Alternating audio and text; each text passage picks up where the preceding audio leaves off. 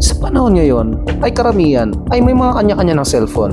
Mapabata man o matanda, minsan umaabot tayo ng ilang oras dahil sa paglalaro ng mobile games o sa panonood ng mga palabas. Pero alam mo bang maaari ka nang kumita ng pera habang naglalaro? Well, kung interesado ka malaman ito, tapusin mo ang video.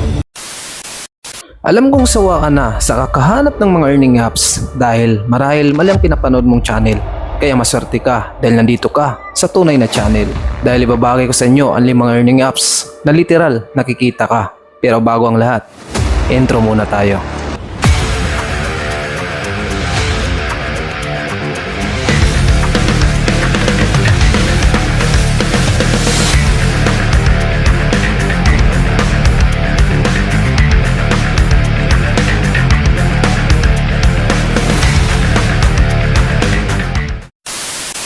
Ako nga pala si Marvin, isang content creator, video editor, at freelancer.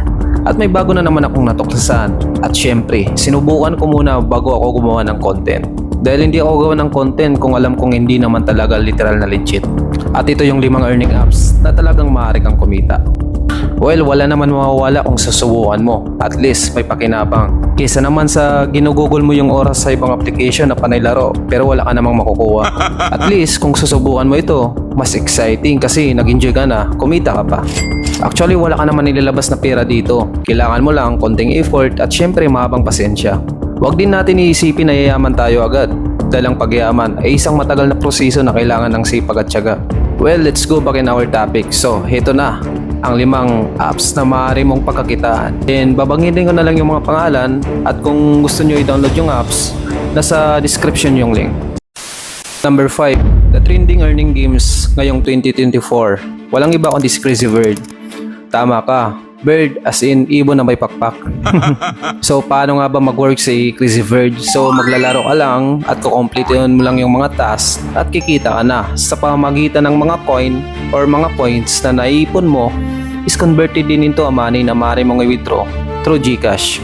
Working days 2 to 3 days bago pumasok sa GCash. So napaka-basic lang mga idol. Kung nais mo i-download yung app, nasa description yung link. Number 4, Starcoin. Oo, star sa kalangitan. So, ang gagawin mo lang,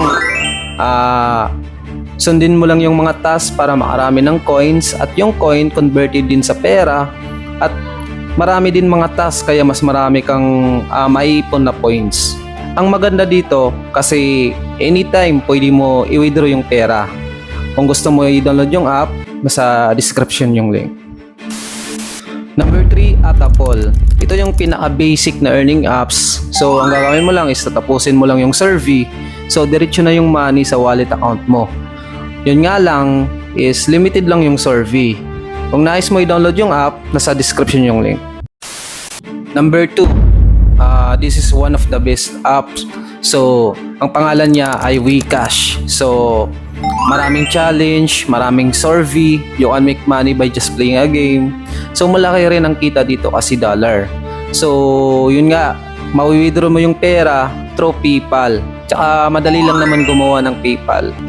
Kung gusto mo i-download yung app, yun, same din, nasa description yung link. So ito yung number 1, ito yung pinaka-the best na app na literal. So, walang iba kundi si Pons app. So, ang gagawin mo lang ay share mo lang ang data o internet data mo. So, mas maganda kung naka-unli data ka. Malamang, kikita ka. May mga way rin na pwede ka kumita maliban sa pag-share ng data. Kayo na bahala mag-explore.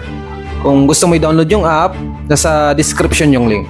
So yon, may napulot ka na namang bagong kaalaman. Kaya kung nagustuhan mo ang content ko, pwede ko ba mahingi ang iyong konting suporta para naman ganahan pa ako gumawa ng mga tutorial kagaya nito.